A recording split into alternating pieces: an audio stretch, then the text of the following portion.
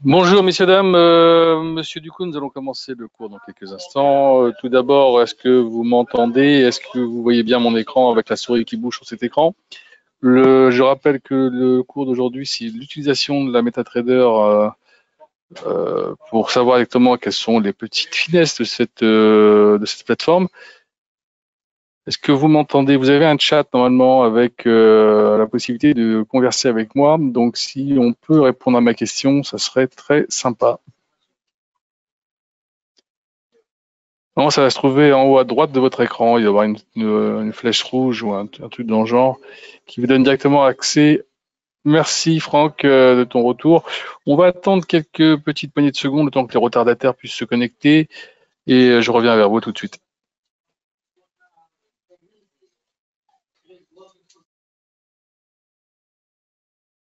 Bon, rebonjour à tous et à toutes. Nous allons donc commencer le cours sur la MetaTrader, c'est-à-dire l'utilisation de cette plateforme. Alors la première des choses, évidemment, pour ceux qui viennent d'arriver chez Avatrade et qui ont commencé à vouloir travailler, ne téléchargez pas la MetaTrader depuis Google. Vous devez la télécharger depuis votre compte. Quand vous allez sur avatrade.fr ou .com, que vous êtes connecté à votre compte, à côté de votre numéro de compte, il y a marqué télécharger la plateforme. Vous ne pouvez le faire que de là-bas, sinon ça ne marchera pas. Ça, c'est la première des choses. Une fois que vous l'avez téléchargé, vous allez avoir la plateforme qui va s'ouvrir, mais elle ne sera pas encore fonctionnelle. Il faut d'abord vous connecter au compte. Alors, vous allez dans Fichier, ici, se connecter au compte de trading. Donc, dès que vous avez appuyé dessus, vous allez avoir cette petite fenêtre qui va s'ouvrir. Vous mettez votre numéro de compte, le mot de passe que vous avez créé au tout départ, le serveur qui était dédié à votre numéro de compte. Quand vous allez sur votre compte, il y a marqué à côté du numéro, il y a marqué votre serveur. Donc, vous allez ici, vous choisissez le serveur qui vous a été donné, vous enregistrez les données pour pas à chaque fois avoir tout rentré. Vous faites entrer et là, vous allez voir que vous allez entendre une petite musique, donc quoi, vous êtes bien connecté. Et très certainement, vous devez avoir en bas à droite un code barre qui devrait changer de couleur, passer au vert, qui devrait vous indiquer que vous êtes bien connecté. De plus, si vous y avez un attente de rafraîchissement, vous verrez qu'il n'y a plus ça. Il y aura plus ce message, il y aura juste des marchés qui bougent. Alors, comme je l'ai dit, c'est une plateforme de négociation, une plateforme que vous avez donc accès au marché. Vous n'avez plus après qu'à paramétrer votre plateforme pour pouvoir essayer de travailler de façon optimale.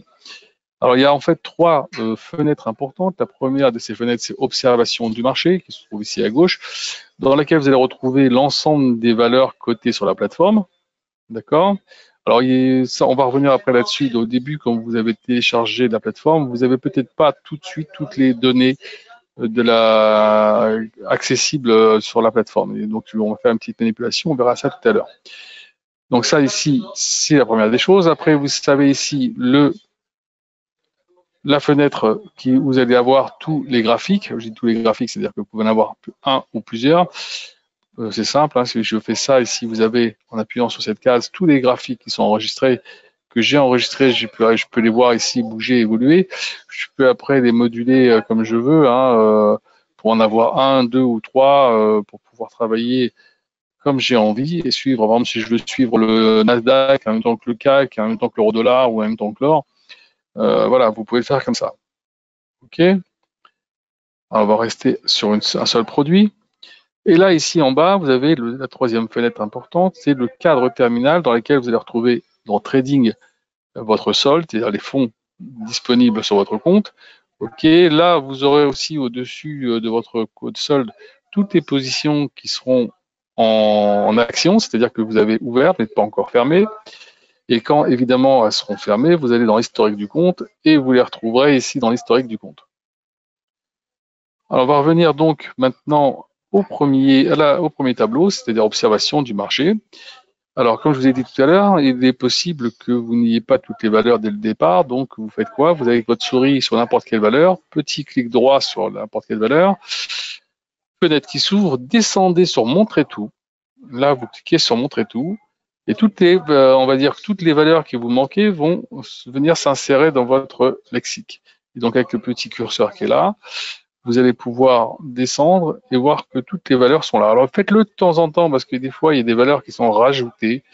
Et alors, pour pouvoir les récupérer, refaire un petit montrer tout, c'est plutôt intéressant. Comme ça, ou alors des fois, vous avez fait une mauvaise manipulation, vous avez supprimé une valeur. Donc, pour les récupérer, vous faites montrer tout, vous récupérez tout. Alors là, pour l'instant, vous voyez, vous avez trois colonnes. D'abord, le symbole, ici, de bid et ask. Mais si vous cliquez sur, en faisant un clic droit sur n'importe quelle valeur, vous avez la possibilité de faire high et low. C'est-à-dire d'avoir en plus le plus haut et le plus bas de la journée. Ça peut être intéressant pour pouvoir essayer de se situer tout de suite par rapport au marché et de se dire où j'en suis par rapport à telle ou telle valeur.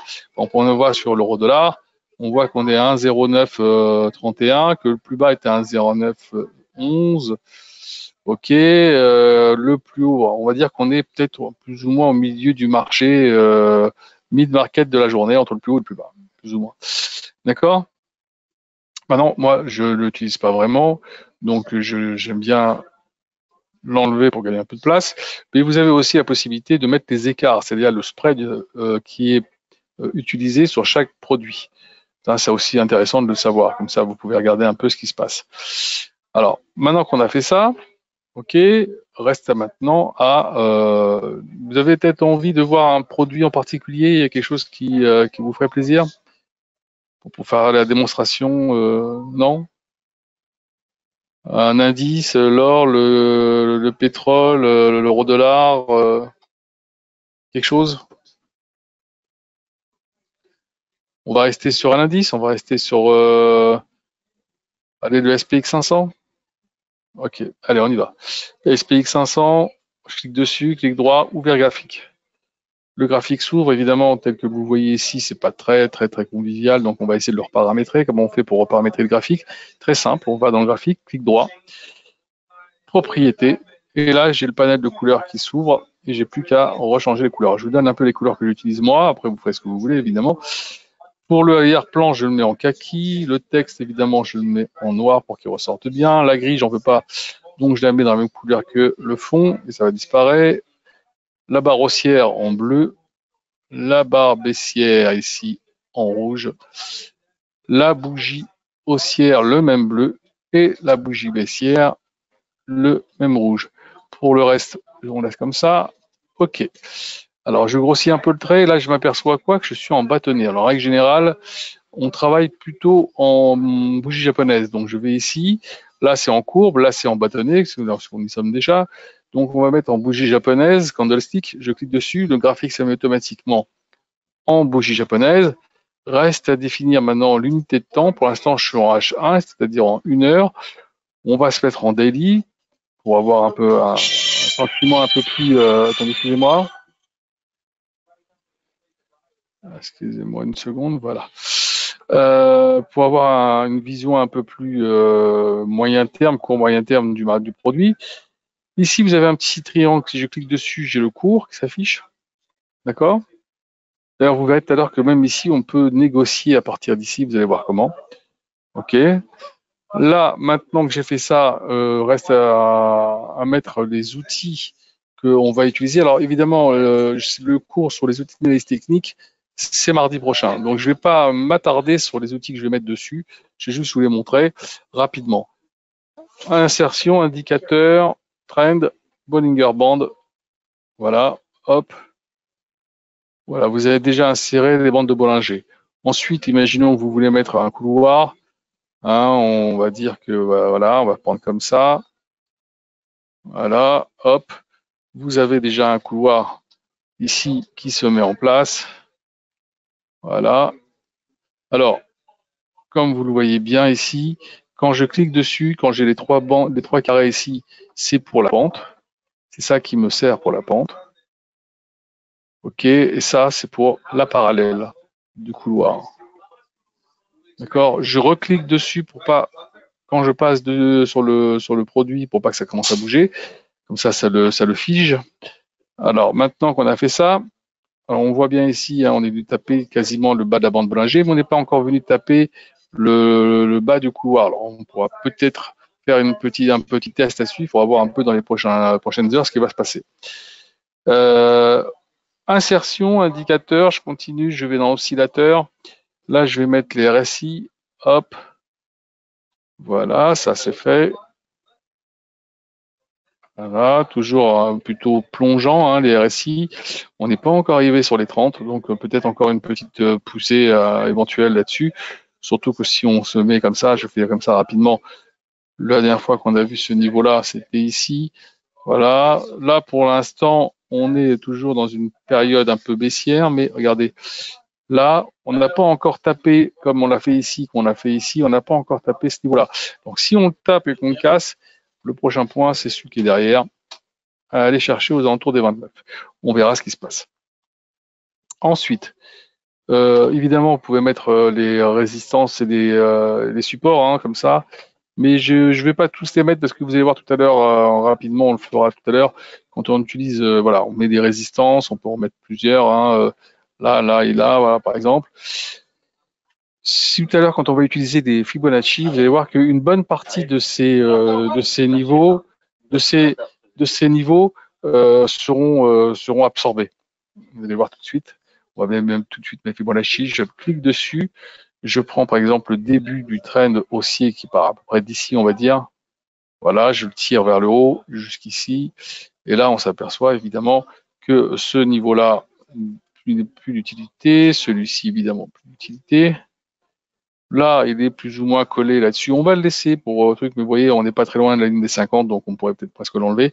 Donc voilà, Fibonacci, en fait, va vous redonner quasiment tous les points sur lesquels on pourrait s'appuyer pour aller chercher. D'ailleurs, vous voyez ici le 23,6, on n'a pas encore tapé le 23,6, et il se trouve ici aux alentours des 4497. Sur ces niveaux-là, je pense que si ça casse, derrière, on ira chercher ici. Pour l'instant, on est encore dans cette phase de résistance. Peut-être que demain, avec les chiffres du chômage, on aura peut-être la possibilité d'aller plus bas ou de rebondir et d'aller chercher plus haut. Mais pour l'instant, on va voir le chiffre du chômage de demain. Évidemment, ça sera important, ainsi que les deux résultats de Apple et Amazon tout à l'heure, certainement en clôture. J'appuie ici, encore ici. Voilà, on peut rajouter dans oscillateur, on pourrait rajouter des stochastiques. Voilà.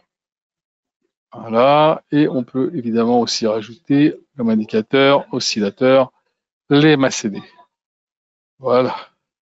Alors, dans les deux cas, ici, on voit bien que ça continue de plonger.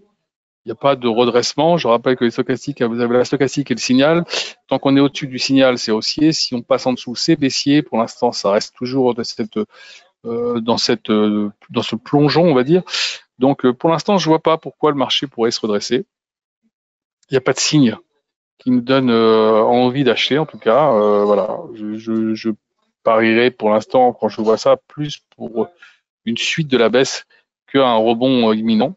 Ok, ça me paraît assez clair pour l'instant sur le graphique, en tout cas. À part s'il se passe quelque chose de magique, mais non, pour l'instant, je ne vois pas. D'accord. Alors, on a fait ça. Une fois qu'on a fait ça, évidemment, maintenant, il va passer à un ordre.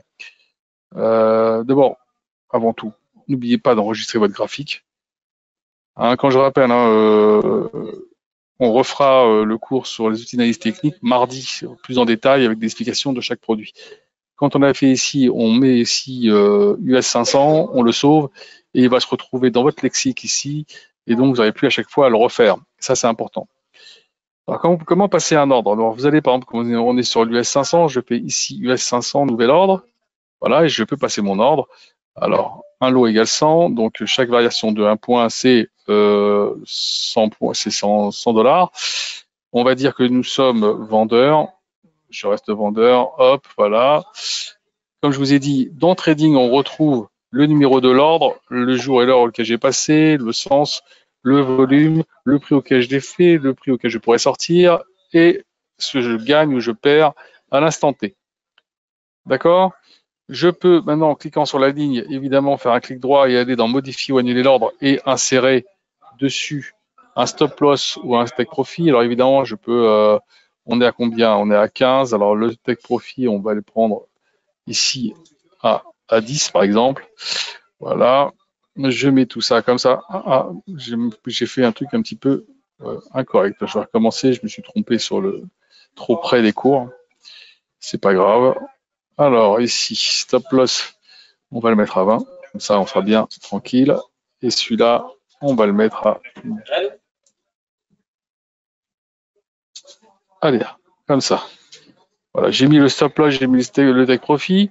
Évidemment, si je veux les enlever, Je n'ai plus qu'à de retourner dessus et de les retirer ou de les modifier. D'accord? Pour l'instant, on va les laisser, c'est pas grave. Et là, vous voyez, pour l'instant, on est en train de gagner un peu d'argent. Je veux fermer mon ordre. Je vais sur la croix. Si je veux fermer mon ordre en entier, j'appuie directement sur prix de clôture. Mais si je veux fermer qu'une partie, je vais ici dans le volume, je fais 0,5. J'appuie sur prix de clôture. Et là, j'ai fermé que 0,5 de mon ordre. Alors, c'est intéressant si, par exemple, on veut, et on est en train de gagner de l'argent, on veut mettre de côté une partie, donc je vais faire une partie de mon ordre.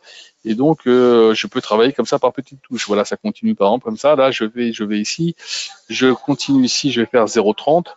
OK, j'ai fermé, il me reste plus que 0,20. Impeccable.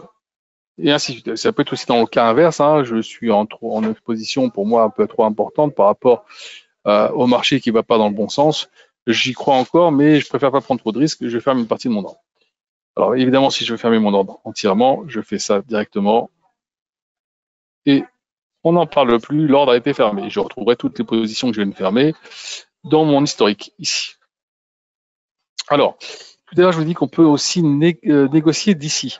Mais j'appuie ici et je peux avoir ma fiche d'ordre pour passer mon ordre. Mais attention, si par hasard, au tout début, quand vous avez téléchargé de la plateforme, vous avez ici, option trading, vous avez eu ce petit message, avertissement trading en un clic, vous avez accepté les termes et conditions, OK, regardez ce qui se passe. Et si j'appuie ici sur Sell, j'ai vendu. Là, j'ai acheté.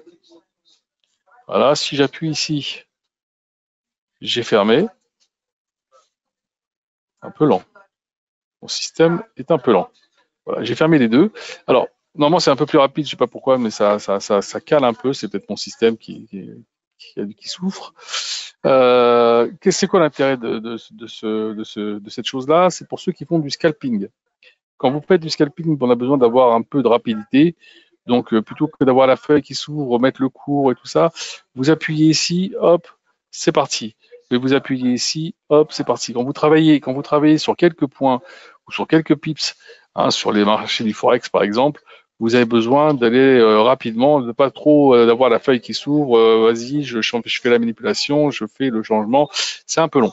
Alors maintenant, si vous ne faites pas ça et que vous voulez avoir un peu plus de sécurité parce que vous n'êtes pas encore à l'aise, je vous conseille d'aller sur outils si vous l'avez fait au départ, hein, si vous l'avez accepté, option, vous allez dans trading, vous désengagez le trigger en un clic, vous faites OK. Ce qui vous permettra d'avoir la feuille de l'ordre qui s'ouvre normalement et de pouvoir gérer vos ordres quand ils sont là en les traitant par petites parties. D'accord? Vous voyez, la plateforme par elle-même, elle n'est pas compliquée. Vous avez quand même pas mal de fonctionnalités intéressantes. Au niveau des insertions, je vous ai montré tout à l'heure tous les produits qui étaient disponibles sur la plateforme, mais sachez que si vous allez sur MQL5 et que vous recherchez d'autres produits tels que les points pivots et tout ça, vous avez la possibilité de les télécharger de MQL5 sur votre plateforme quand elle reste ouverte. Vous allez comme ça chercher des produits intéressants, ça peut être ça peut être d'autres produits avec lesquels vous êtes à l'aise et que vous avez envie de travailler. Ça va vous prendre 2 minutes pour pouvoir le télécharger. Est-ce que vous avez des questions? Pas de questions par rapport à tout ce qu'on a vu ou même des questions sur des choses qu'on n'aurait pas vues? Non? C'était plutôt assez clair? Tout le monde est à l'aise? C'est impeccable? Bon, bah écoutez, alors je vous attends pour les prochains webinaires. Et pour ceux qui sont partis en vacances, bon retour. Pour ceux qui vont y aller, passez de bonnes vacances. À bientôt.